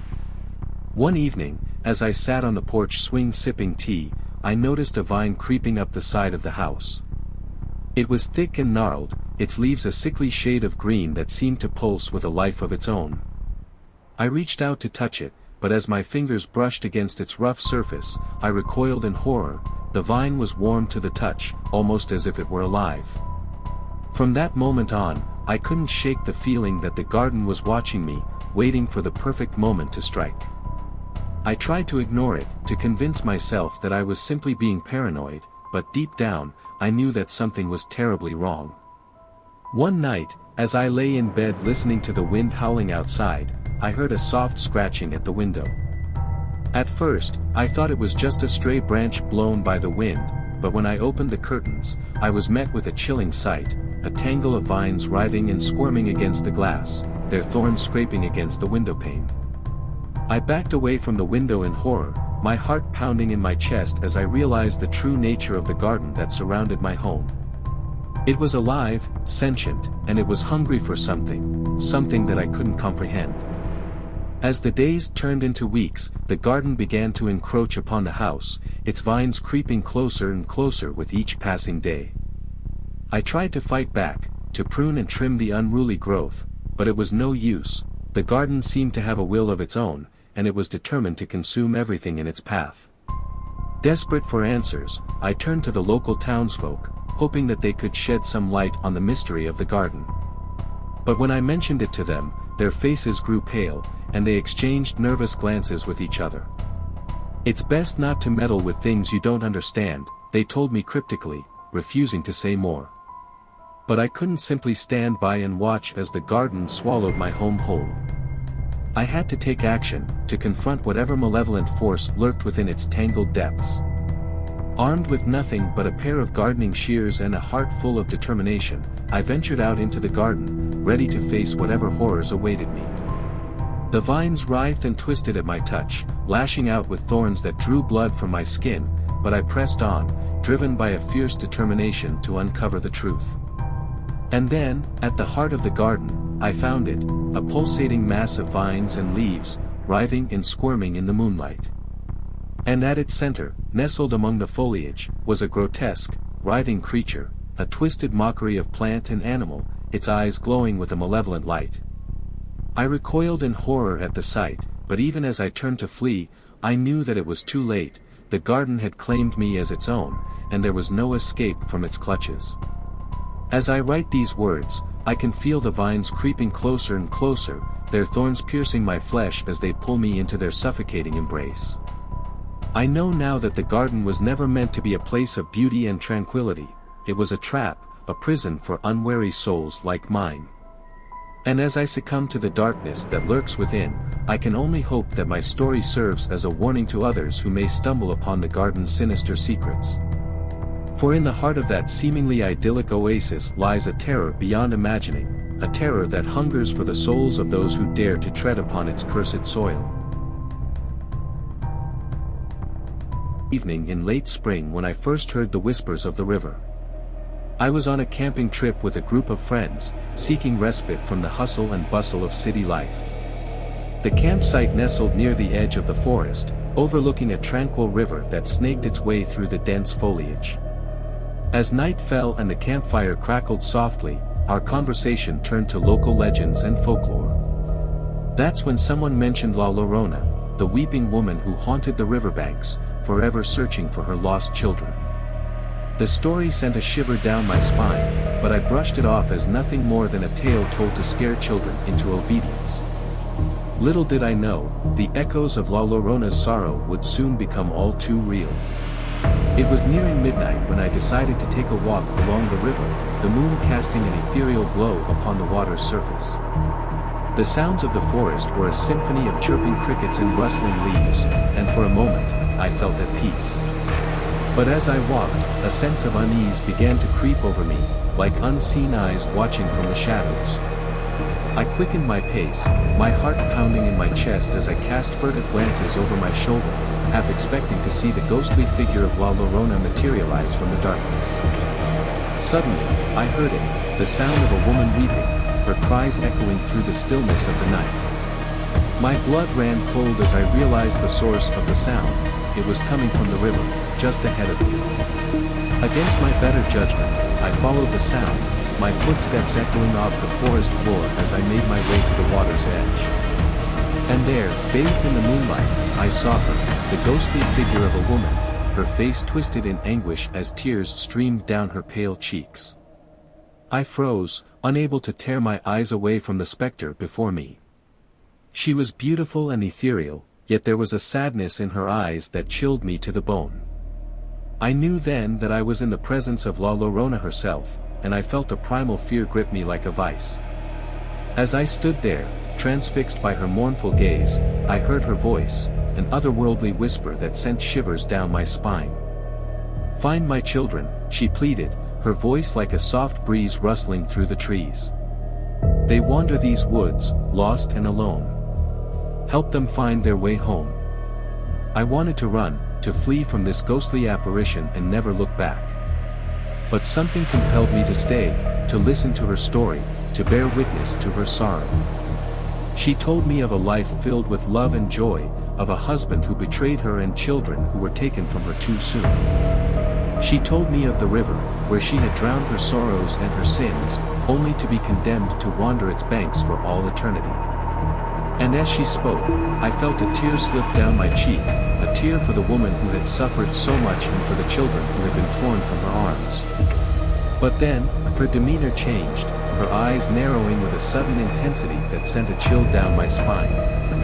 "You must help them," she said, her voice taking on a desperate edge. "Or suffer the same fate as I." With those words, she vanished into the night, leaving me alone on the riverbank, my heart racing with fear and uncertainty. I stumbled back to camp, my mind reeling with the encounter I had just experienced. My friends were asleep by the dying embers of the fire, oblivious to the terror that lurked in the darkness beyond. I wanted to tell them what had happened, to warn them of the danger that lay in wait. But something held me back, a nagging sense of doubt, perhaps, or maybe just fear of what they would say. And so, I kept my encounter with La Llorona to myself, burying it deep within my soul like a dark secret. But as the night wore on and sleep eluded me, I couldn't shake the feeling that I was being watched, that the weeping woman of the river was still out there, searching for her lost children and those who dared to cross her path. And as the first light of dawn broke over the horizon, I knew that my encounter with La Llorona was far from over, that her sorrowful wails would haunt my dreams for nights to come, a reminder of the curse that lingered in the shadows, waiting to claim its next victim. Never thought a car could be haunted until we bought the old Volkswagen Beetle from that estate sale. It was a quaint little thing, painted in bright, cheerful colors with oversized polka dots that screamed clown car. Little did we know, it would become our worst nightmare. The day we brought it home, I could feel a strange energy emanating from it, as if it were alive somehow. My wife, Lily, brushed off my concerns, chalking it up to my overactive imagination. But I couldn't shake the feeling that something was off about the car. It started innocently enough. The radio would turn on by itself, blaring circus music that sent shivers down my spine. The headlights would flicker on and off at random intervals, casting eerie shadows across the walls of our garage. I tried to convince myself that it was just a faulty wiring issue, but deep down, I knew better. Things took a turn for the worse when we decided to take the car out for a drive. As soon as we pulled out of the driveway, I felt a strange pulling sensation, as if the car had a mind of its own. It seemed to glide effortlessly down the road, steering itself with an eerie precision that left me feeling uneasy. Lily laughed off my concerns, but I could see the worry in her eyes. She was starting to sense that something was seriously wrong with the car, and she wasn't sure what to do about it. As we drove, I couldn't shake the feeling that we were being watched. I glanced in the rearview mirror, half expecting to see a sinister face leering back at me, but there was nothing there. Just the empty road stretching out behind us, disappearing into the distance. We reached the outskirts of town, and that's when things took a turn for the truly bizarre. The car suddenly lurched to a stop, its engine sputtering and wheezing as if it were gasping for air. I tried to restart it, but it refused to budge. We were stranded in the middle of nowhere, with no cell phone signal and no one around to help us. Panic began to set in as the sun dipped below the horizon, casting long shadows across the desolate landscape. And then, just when we thought things couldn't get any worse, we heard it, the sound of laughter echoing through the darkness, high-pitched and manic, like the cackle of a deranged clown. Lily clutched my arm, her eyes wide with fear. "What was that?" she whispered, her voice trembling. I had no answer for her. All I knew was that we needed to get out of there, and fast. But as I tried to start the car again, I realized with a sinking feeling that we were trapped. Hours passed, and still, the car refused to start. The laughter grew louder, more insistent, echoing through the night like a harbinger of doom. I felt a sense of dread creeping over me, a primal fear that gnawed at my insides and refused to let go. Just when I thought I couldn't take it anymore, the laughter stopped. Silence descended upon the night like a heavy blanket, broken only by the sound of our ragged breathing. And then, out of the darkness, came a voice, a whisper so faint that I almost didn't hear it at first. "Get out." I froze, my heart pounding in my chest. The voice came again, louder this time, more urgent. "Get out of the car. Now." Without thinking, I flung open the door and stumbled out into the night, Lily right behind me. We ran, our feet pounding against the pavement as we fled into the darkness, away from the car, away from whatever malevolent force had taken hold of it.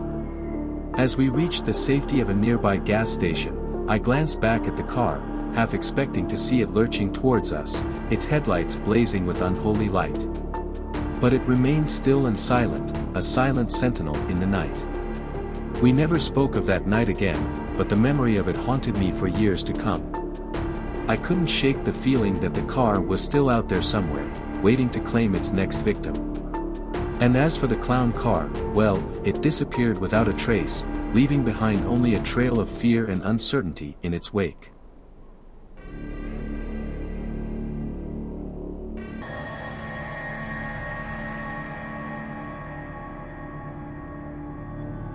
The sensation of weightlessness enveloped me as I blinked away the remnants of sleep. My senses were assaulted by the unfamiliar sights and sounds that surrounded me.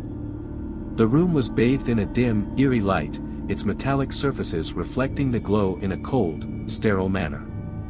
For a moment, I lay there, my mind racing to piece together the fragments of memory that danced on the periphery of my consciousness. I remembered the warmth of my bed, the softness of my pillow, the familiar creaks and groans of my old house. But now, all of that was gone. I was adrift in a strange and alien environment, the only sound the steady hum of machinery and the faint echo of my own breathing. With trembling hands, I pushed myself upright, the cold metal beneath me sending a shiver down my spine. Panic gnawed at the edges of my mind as I struggled to make sense of my surroundings. Where was I? How had I ended up here? And perhaps most importantly, how could I escape? Memories began to flood back in fragments, disjointed and hazy. I remembered the events of the previous evening, a quiet night at home, followed by an inexplicable sense of drowsiness that had overcome me. But beyond that, everything was a blur. I couldn't recall how I had ended up in this strange room, or what had happened to me since. As I staggered to my feet, a sense of foreboding washed over me. I was alone in an unfamiliar place, surrounded by darkness and uncertainty. And as the reality of my situation sank in, I knew that I was facing a terror unlike anything I had ever experienced before. As my eyes adjusted to the dim light, I realized with a sinking feeling that I was no longer on Earth.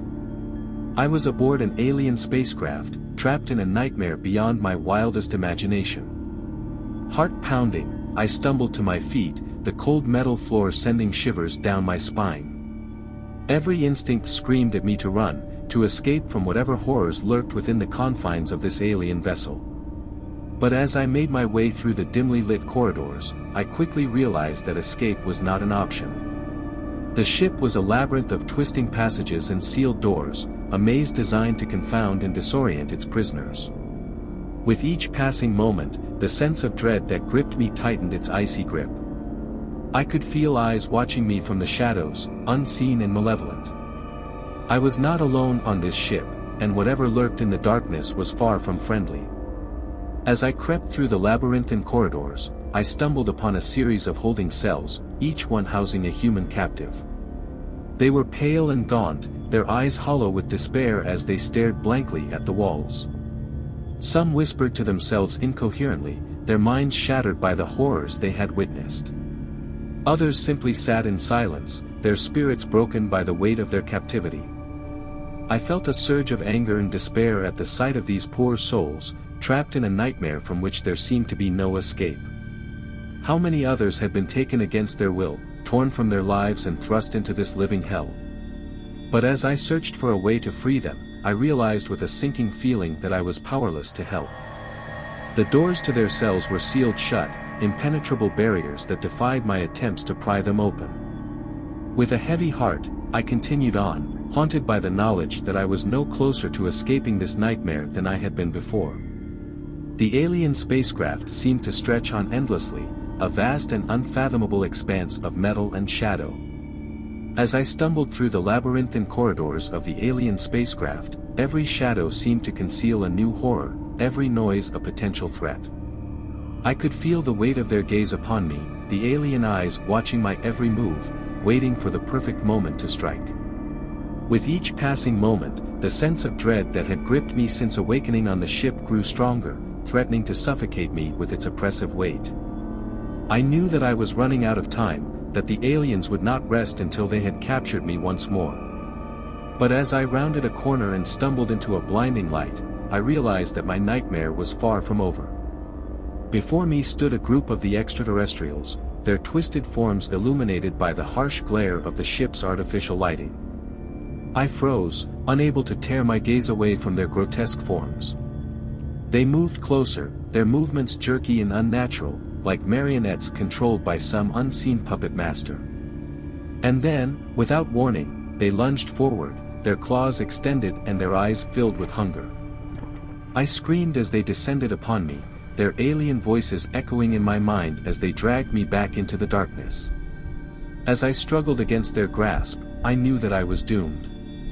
I had become just another victim of their insatiable appetite for human flesh, another nameless soul lost to the void of space. And as the darkness enveloped me once more, I knew that I would never escape the horrors that awaited me aboard the alien spacecraft. Now, I find myself confined to a cold, metallic cell, the only light coming from the dim glow of the ship's artificial lighting. I sit huddled in a corner, my body bruised and battered, my mind consumed by fear and despair. Outside my cell, I can hear the alien creatures moving about, their guttural voices echoing through the corridors as they go about their sinister business. I know that it's only a matter of time before they come for me again, before they subject me to whatever twisted experiments they have in store. But even as I wait for the inevitable, a small spark of hope flickers within me. I refuse to give up, to surrender to the darkness that threatens to consume me. I will fight until my last breath, until I am free from the clutches of these malevolent beings. For even in the face of unimaginable horror, there is always hope. And as long as I draw a breath, I will cling to that hope with every fiber of my being, determined to survive whatever horrors lie ahead. Air enveloped us as we trudged through the dense forest, our backpacks heavy with supplies for our weekend camping trip. Excitement bubbled in my chest as I led my friends, Sarah, Ben, and Alex, along the winding trail, eager for adventure and the promise of a night spent under the stars. As the sun dipped below the horizon, casting long shadows across the forest floor, we reached our destination, a secluded clearing nestled deep within the woods. With a sense of triumph, I dropped my backpack to the ground and turned to my friends, a grin spreading across my face. "This is it, guys," I declared, gesturing around us at the tranquil beauty of our surroundings. Our own little slice of paradise. Sarah beamed at me, her eyes shining with excitement, while Ben and Alex exchanged high fives, their enthusiasm infectious. We set to work pitching our tents and gathering firewood, the air alive with laughter and the promise of a night filled with stories and camaraderie. But as darkness descended upon the forest and the fire crackled to life, a sense of unease settled over us like a heavy blanket. The wood seemed to grow quiet, the usual symphony of nocturnal sounds replaced by an eerie silence that sent shivers down my spine. Ignoring the chill that crept up my spine, I shrugged off the feeling of foreboding and joined my friends around the fire, eager to banish the shadows with laughter and conversation. We swapped stories of past adventures and shared dreams of the future, the warmth of the fire chasing away the chill of the night. But as the hours passed and fatigue began to weigh heavily on our eyelids, a strange sound echoed through the darkness, a low, mournful wail that sent a shiver down my spine. I glanced at my friends, but they seemed unfazed, lost in their own world of whispered conversations and shared jokes. I tried to convince myself that it was just the wind, or perhaps an animal roaming through the woods, but deep down, I knew better. There was something unnatural about the sound, something that filled me with a sense of dread that I couldn't shake. As the night wore on, the wailing grew louder, more insistent, until it felt like it was echoing inside my head, driving me to the brink of madness. I tried to drown it out with laughter and conversation, but it seemed to follow me wherever I went, a constant reminder of the darkness that lurked just beyond the edge of our campsite. With a sense of growing unease, I glanced around the clearing, my eyes searching for any sign of movement in the shadows. And that's when I saw it, a flicker of movement at the edge of the clearing, a shapeless mass that seemed to melt into the darkness as quickly as it had appeared. My heart pounding in my chest, I rose from my seat by the fire and took a tentative step towards the spot where I had seen the movement. "Did you guys see that?" I asked, my voice barely above a whisper. Sarah and Ben exchanged worried glances, while Alex shrugged nonchalantly. "Probably just a raccoon or something," he said, his voice tinged with uncertainty. But I knew better. There was something out there, something watching us from the shadows, and I couldn't shake the feeling that it meant us harm.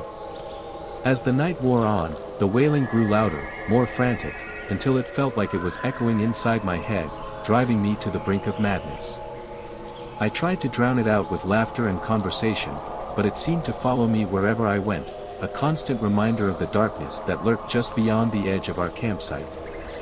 With a sense of growing unease, I glanced around the clearing, my eyes searching for any sign of movement in the shadows. And that's when I saw it, a flicker of movement at the edge of the clearing, a shapeless mass that seemed to melt into the darkness as quickly as it had appeared. My heart pounding in my chest, I rose from my seat by the fire and took a tentative step towards the spot where I had seen the movement. "Did you guys see that?" I asked, my voice barely above a whisper. Sarah and Ben exchanged worried glances, while Alex shrugged nonchalantly. "Probably just a raccoon or something," he said, his voice tinged with uncertainty. But I knew better. There was something out there, something watching us from the shadows, and I couldn't shake the feeling that it meant us harm. With a sense of growing unease, I rose from my seat by the fire and began to pace around the edge of the clearing, my eyes scanning the darkness for any sign of movement. And that's when I saw it, the faint outline of a figure standing just beyond the edge of the firelight, its eyes gleaming with a malevolent light. I froze, my heart pounding in my chest as I stared at the figure before me. It seemed to beckon me closer, to draw me into its embrace with a promise of darkness and despair. But before I could react, a sudden gust of wind extinguished the fire, plunging the clearing into darkness. Panic surged through me as I realized that we were completely at the mercy of whatever lurked in the shadows. With trembling hands, I fumbled for my flashlight, the beam cutting through the darkness like a knife. And that's when I saw it, a horde of shadowy figures emerging from the trees, their eyes gleaming with hunger as they closed in on us from all sides. With a cry of terror, I turned and ran, my friends hot on my heels as we plunged headlong into the forest, the sound of pursuit echoing in our ears. We ran for what felt like hours, our lungs burning and our hearts pounding in our chests, until at last, we stumbled upon a narrow ravine, its steep walls offering us a temporary reprieve from our pursuers. Gasping for breath, we collapsed to the ground, our bodies trembling with exhaustion and fear. And as we huddled together in the darkness, listening to the sounds of the forest around us, I knew that our nightmare was far from over. For in the depths of the forest, something ancient and malevolent stirred, its hunger for our souls driving it ever closer to our makeshift sanctuary. And as the first light of dawn broke over the horizon, we realized that we were not alone, that we were being hunted by something far more terrifying than we could ever have imagined. As we huddled together in the darkness, our minds racing with fear and uncertainty, I couldn't help but wonder, would we ever escape the clutches of the shadows that lurked in the depths of the forest? Or were we destined to become just another echo of the ancients, lost forever to the darkness that had consumed us?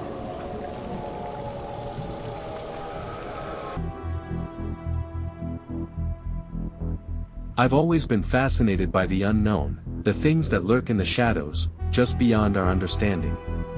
That's why I became a paranormal investigator, why I spent my nights exploring abandoned buildings and haunted houses, searching for evidence of the supernatural. But nothing could have prepared me for what happened that fateful night, when my team and I decided to conduct an experiment that would change our lives forever. It started innocently enough. We had heard rumors of strange happenings at an old abandoned mansion on the outskirts of town, whispers in the dark, strange shadows moving in the night. We saw it as the perfect opportunity to test out our latest invention, a homemade Ouija board designed to communicate with spirits. We gathered in the dilapidated living room of the mansion, our breath visible in the chilly night air as we set up our equipment. The atmosphere was electric with anticipation, a sense of excitement mingled with apprehension as we prepared to make contact with the other side. I watched as my teammates, Sarah, Mike, and Josh, placed their fingers on the planchette, their faces serious with concentration. I took a deep breath, trying to calm the fluttering in my chest as we began to ask questions, our voices echoing in the empty room. At first, nothing happened. We waited in tense silence, the only sound the creaking of the old floorboards beneath us. But then, slowly, almost imperceptibly, the planchette began to move, gliding across the board with an otherworldly grace. My heart raced as we watched in awe, the letters spelling out words that seemed to come from nowhere. The spirit claimed to be a young girl who had died in the mansion years ago, her voice whispering through the planchette with an eerie clarity. But as the night wore on, the atmosphere began to change. The air grew heavy with a sense of foreboding, a feeling that something was terribly wrong. The planchette moved faster now, its movements erratic and unpredictable as the spirit's messages grew more sinister. And then, without warning, the planchette flew off the board entirely, spinning wildly through the air before crashing to the ground with a resounding thud. We looked at each other in horror, our hearts pounding in our chests as we realized that we had unwittingly unleashed something malevolent into our midst. That's when things started to get really strange. Sarah was the first to go, a look of terror in her eyes as she claimed to hear voices whispering in her ear, urging her to do unspeakable things. We tried to calm her, to reassure her that it was just her imagination running wild, but deep down, we knew that something was very wrong. And then Mike started acting strange too, his movements jerky and unnatural, his eyes vacant and empty as if he were no longer in control of his own body. He lashed out at us with a violence that was unlike anything I had ever seen, his voice twisted and distorted as he spoke in a language that I didn't recognize. We realized too late that we were in over our heads, that we had stumbled upon something far more dangerous than we could have ever imagined. We tried to leave, to escape from the mansion and the horrors that lurked within, but it was already too late. The entity had taken hold of us, its dark influence spreading like a virus through our minds and bodies. We were no longer ourselves, no longer in control of our own actions as we became puppets to its will. I watched in horror as my friends turned on each other, their faces twisted with madness as they fought and screamed in the darkness. I tried to intervene, to stop the madness unfolding before my eyes, but it was like trying to hold back a tidal wave with my bare hands. And then, just when I thought all hope was lost, I heard a voice, a faint whisper in the back of my mind, urging me to fight, to resist the entity's influence with every ounce of strength I had left. With a surge of adrenaline-fueled determination, I pushed back against the darkness, fighting tooth and nail for my very soul. And as the entity's grip began to loosen, I felt a sense of triumph wash over me, a glimmer of hope in the darkness that threatened to consume me. But the battle was far from over. The entity still lurked in the shadows, its malevolent presence a constant reminder of the horrors we had faced and the darkness that still lingered within us. As I stumbled out of the mansion, battered and bruised but alive, I knew that I would never be the same again. The experience had changed me in ways that I couldn't even begin to comprehend, leaving behind scars that would never fully heal. But as I looked up at the stars twinkling in the night sky, I knew that I had survived, that I had faced the darkness and emerged on the other side, stronger and more resilient than I ever thought possible. And as I walked away from that accursed mansion, leaving behind the horrors that lurked within its walls, I made a solemn vow to never again dabble in forces beyond my control, to never again invite the darkness into my life.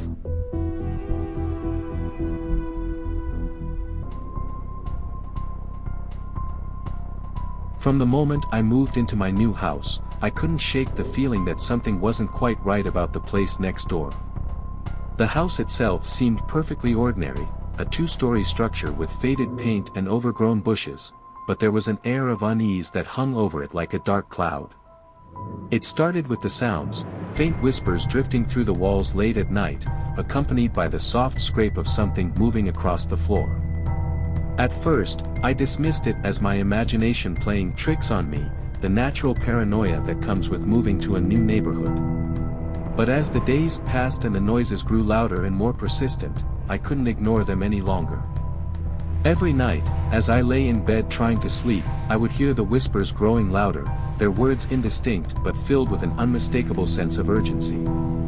I tried to chalk it up to my neighbor's television being left on or maybe just a noisy air conditioning unit, but deep down, I knew that there was something far more sinister at play.